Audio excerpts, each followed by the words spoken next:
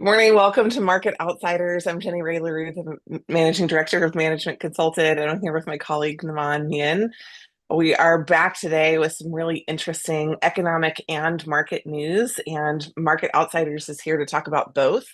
A lot of people talk about the economy as though it's the market, and the market as though it's the economy. And while they are absolutely married together, they are neither the same thing or do they have the same insights for you as either an investor or a business person. So we're going to share just a couple of high level bites today. Naman, I'll kick it over to you. Wonderful. Well, Jenny Rae, as we mentioned earlier this week, the whole goal of this segment is to help people cut through the noise and figure out what really matters, at least from our perspective. And so I've thought the biggest news of the last 24 hours in terms of economic news was the US GDP number that was released yesterday morning. And so I'm going to go ahead and share my screen just so people can see some of the numbers for themselves. And so the first thing that I want to just say is don't buy into the doom and gloom that you might be seeing and hearing in the media around GDP decline, because I think there's a lot under the surface that's happening that's actually positive or at least steady state. And so the first thing I wanted to do was just define GDP so we're all on the same page. It's the value of all goods and services produced across an economy, in this case, produced across the US economy. And so we are anywhere from, 17 to 20 trillion dollar economy on an annualized basis. We're massive.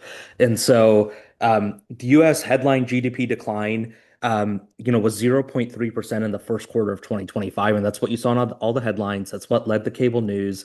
And I think a lot of people stopped there and they're like, oh no, GDP is declining. And I think most people know that if you have two consecutive quarters of GDP decline, that's like the classic definition of a recession. So people start to freak out. And so when you started to look at the number underneath the headline decline, you noticed a couple of things.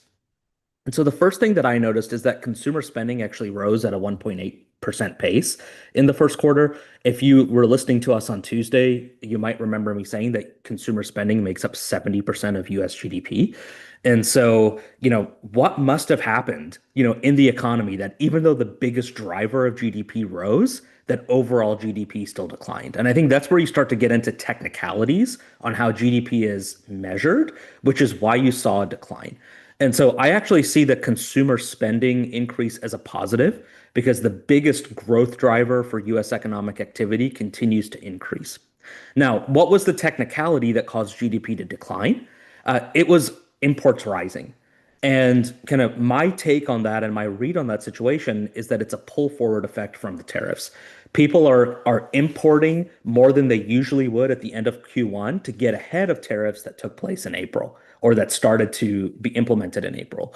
And so, this is from the Wall Street Journal. They talked yesterday about how imports subtract from the Commerce Department's calculation of GDP since they represent spending on foreign made goods and services. And so when we import, the way that the Commerce Department does the math is that our level of imports is actually a negative drag on the GDP calculation, which is why you saw that headline GDP declined. But I think this was a one-time pull forward effect and not a structural change in how the US economy works. And so my key takeaway from all this is that consumer demand seems to be remaining steady. And I'll repeat what I said 2 days ago, which is the economy goes as the job market goes. And so we're going to get a new jobs report figure tomorrow. That's the number that I'm paying attention to the most. If the GDP headline yesterday worried you, I would say pay attention to it, but it's not all as it seems if you just look at the headline number. No, and I think it would be really interesting for people to understand when imports come back into GDP because there are pieces of our economy that are positively tied to how much we import, as well as those that are negatively tied to these calculations. And I think that's exactly the kind of thing that under the surface helps us tease it out. Just one quick question: where was the drag? A lot of people talk about and you talked about where the increases are, because I'm Mhm. about to talk about something that I think represents another piece of positive economic news today in the markets. So yeah, where did the drag come from? Did you get any teasing out for that? I did. It was from the increased level of imports. Some calculations that I saw, Oh, literally, that was what it was from. literally a 5 point drag on GDP just from the increase in imports. So it wasn't actually that the US like exports or production was declining. It was that we just had more imports. We just had more imports, and the reason we had more imports, Crazy. as far as I can tell, is because we're just, we're trying to get ahead of the tariffs. And so in the short term, the number looks bad. But, if you look at structurally the US economy and the strength of the US economy, at least so far, not much has really changed. Look, I can actually testify to a specific personal example of the pull forward tariffs. We own a small winery in Northern California, and one of our large component costs is bottles. All bottles come from China for us right now. And so they come on container ships into ports, and then they get loaded into warehouses. And we always have just bought them when we needed them, right? 1 to 2 weeks before we bottle, we'll order a shipment. And we were just on the phone yesterday with our bottle supplier, and we asked them, should we buy ahead and will prices change? And the answer to both of those was yes. And so, we're going to pre-purchase bottles that we wouldn't normally buy. They've got container ships that are coming, and after that, they haven't ordered anything. So we might see things in bottling in wine country for this next coming year. We might see costs increasing, but it's literally just because of uncertainty. It's not because costs have actually risen, because we're still using the stock that was there before. It's just that they don't know what's going to happen in the future. So shortages and uncertainty could drive that. But we are buying ahead, and I think a number of other people are as well, which has driven a boost in Q1. I want to So, move over to, oh, go ahead, Naman. no, I was just going to say, I think my key takeaway is nothing to worry about right now. The US economy seems to be in a good place. The economy itself is in a good place, and uncertainty is driving headlines. And there's a huge difference between fundamentals driving headlines and uncertainty driving headlines. And that's where we are right now. And I think what we're looking for are these market indicators of certainty, especially from private markets and labor markets. And if we don't find them, we won't share them, and we'll share exactly what we do see. But I saw just a really important report this morning from the Magnificent Seven. So yesterday, as many of them do, a couple of the Magnificent Seven shared their insights. And I was kind of curious actually this morning. The Magnificent Seven is not a long-standing group of stocks that we've identified, but they do represent a very large share of both the US market cap and also the economic growth inside the US. And so the ones that are driving that, by the way, the M7 are Google, Amazon, Apple, Meta, Microsoft, Nvidia, and Tesla, right? So obviously Tesla, we've seen a drag in the first quarter, but a lot of the other platforms are super strong. And yesterday we saw both Meta and Microsoft reported earnings, and both of them were up.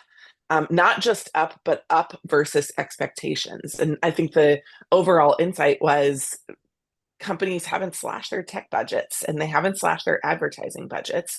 And when companies continue to advertise, it's because they think that customers are going to buy. And when they keep their tech budgets for their large teams, it's because they have a significant number of employees. And really, those like major two drivers, consumer sentiment and employee numbers, are driving those key issues inside the space. So I thought that both of those were incredibly positive. Both of them, there was kind of a bump, but also I think a macroeconomic implication on what was happening there. The converse news that appeared to be negative, and I just don't think it says what everybody thinks it says, was that McDonald's traded down, and the headlines read they had their worst quarter since 2020. And so that's a great headline. Everybody clicks on that one. I clicked on it because I was like, all right, what's going on with McDonald's? And McDonald's has historically been an indicator of consumer sentiment, right? If you stop buying McDonald's, things must be really bad. And actually, the news for McDonald's, I think, is people are not buying McDonald's, but they are not buying it because it's McDonald's, not because consumer sentiment is poor. And in fact, I feel like a couple of articles really more fairly attributed some of the McDonald's decline to poor weather in the Northeast and the Midwest that kept people at home and not out. And also other sector segment competitors rose. So Yum brands had at Taco Bell 9% increase. So you see the decrease in McDonald's and the increase in Taco Bell. Together, those do not point to an economic decline. You're going to have very similar customers at a Taco Bell and at a McDonald's. So, if I were going to do a deeper dive on that, I'd want to understand how they're different. Are they in different places? Are they spending something different? Is it more construction workers, or, is it a higher end customer that is at one or the other. I think my assumption is that you're going to see very similar customer profiles at both of those. But if that's not true, then there may be something more interesting there. But just the fact that McDonald's sales are down, they were down in Q4 of last year also, which I thought was a really important note, not as much as they were in Q1. But I do not think that McDonald's points to this negative consumer sentiment. And I think that Microsoft and Meta and the boost in their sales proves that there are buyers in the market and that there is a strong labor market as well. Yeah, I think there's a difference between what businesses are saying and what they're doing. And so when I took a look, probably not in a deep of a fashion as you did on Microsoft and Meta's earnings, one of the things that I noticed was just the breadth of the strength. So Microsoft's cloud business was up 21%, but then they also had strength in the Office segment. They had strength in the Windows segment. Microsoft is primarily a B2B business. Meta's revenue comes from B2B sources. And so, businesses continue to spend. That's good news for the US economy. I think sometimes you have to look past what people and businesses are saying and look at what they're doing. And that's the difference between, just paying attention to sentiment and actually looking at the numbers and seeing what's happening. And so I think that's positive news for the economy. It's positive news for investors who are invested in those companies. And I think especially companies like Netflix, like Microsoft, like CrowdStrike, no matter what happens with the macro economy moving forward, these seem like pretty recession-proof businesses to me, just because of how diversified they are and just how ingrained they are in, the operations of almost every business in the country and maybe even on the planet. And so I think that there's a lot of positives to take away when you just look beyond the headlines for a minute. The other thing I'll just say is I completely agree with you on McDonald's. I think, those earnings results are more a result of the competitive pressure that McDonald's is seeing in its space, as a result of any macroeconomic indicator. And so I think sometimes you have headlines that try to lead you to an insight when there's more than one explanation for what's happening. I couldn't agree more. In fact, one last thing to say about that, for McDonald's, their earnings per share actually rose. And so, it was a price increase, I'm guessing, that drove people off of a cliff. And so you might see a repeat customer down. This was same store sales of stores that had been open for more than 1 year. But McDonald's has been one of the most aggressive price increasers in that sector. And the last time that I was there, I was like, oh, are we doing this? Are we doing a $50 meal for a family in a minivan? Like, is this happening? But I think that they may have reached the point of price sensitivity for their customers to really drive down those repeat users. And really, if we were going to tease it out, and we were going to look at it from the outsider perspective, not just like what does the market say about the fundamental numbers, but where they're coming from. I think I'd want to understand, was it lower per sale purchases? Was it fewer repeat customers? Like, what's actually happening? And if I'm managing McDonald's, those are the things that I'm thinking Yeah. about, not the overall numbers. And I'm also not mad that my earnings per share rose, even if my revenue declined, because Mhm. I'm clearly doing something right. I'm attracting the right customers and I'm selling them the right things. I haven't looked at the earnings report, but my guess would be it was a decline in same store sales It quarter over was, yeah, and quarter. it said Yeah. that. Mm. But we don't know where that decline came from, right? Did it come from people buying less? Were the ticket values lower? Were the number of passengers through the drive-through window lower? Was it that they were buying fewer sodas? Right? Because I think the actual indicator isn't necessarily it's if they chose to go somewhere else other than McDonald's. That's not a macroeconomic indicator. That's just Hmm. a competitive indicator. And so I think it would be important to really understand the underlying one. And everybody wants to point to negative consumer sentiment in the market right now, but if you're a market outsider, you have to look at the bigger picture. I think the last thing that I'll say, January, going back to some of those tech earnings is, when we can break this down on a future episode, but if I was a leader inside of those organizations, I think one of the metrics I'd be managing to would be revenue per employee. And I think what you're starting to see is how those tech companies are pulling both levers simultaneously. They're cutting costs, they're optimizing costs while they're continuing to grow their business. And I think that's giving license to the rest of the economy. They're looking up, they're paying attention, they're saying, oh, you can simultaneously continue to grow the top line while you optimize the bottom line. That's interesting. And so I think that's going to become a metric that you hear more and more about in the coming months and years in terms of how businesses are valued and how leaders manage their businesses, revenue per employee. I love that. We should absolutely tease that out because when we think about that inside the consulting space, Consulting revenues are driven by disruption based on AI, by this exact effect happening inside other organizations. And their profits are driven by this as well. So their ability to directly deliver the resources and reports that they've done in the past, but with a lower cost profile, is directly driving those changes. And those are never valued in the market. These are not public companies. You don't get to see that, but we see it on the front line. So yeah, let's share a little bit more about that in the future. This was fun, Naman. Can't wait to do it tomorrow. Tomorrow, I'm really excited for and it probably won't be out when we're on, but we may have to do kind of a bonus episode. I think one of our major indicators that only comes out once a month, like Christmas every month, is the labor report. So I can't wait to see what's going to happen for that tomorrow. We'll see you tomorrow, January. Thanks, everyone.